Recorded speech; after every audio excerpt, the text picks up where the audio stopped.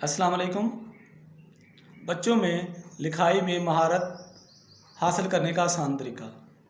आज ये इबारत एक पोस्ट की सूरत में सोशल मीडिया पे पढ़ने का इत्तफाक हुआ।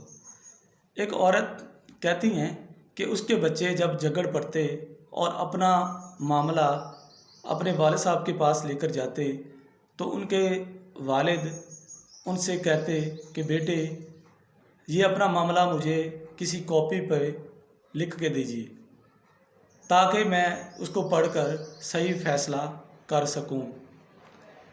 वो कहती हैं इस तरीके से उनका तर्ज़ बयां, उनकी फ़साहत व बलागत और लिखाई कमाल को पकड़ गई।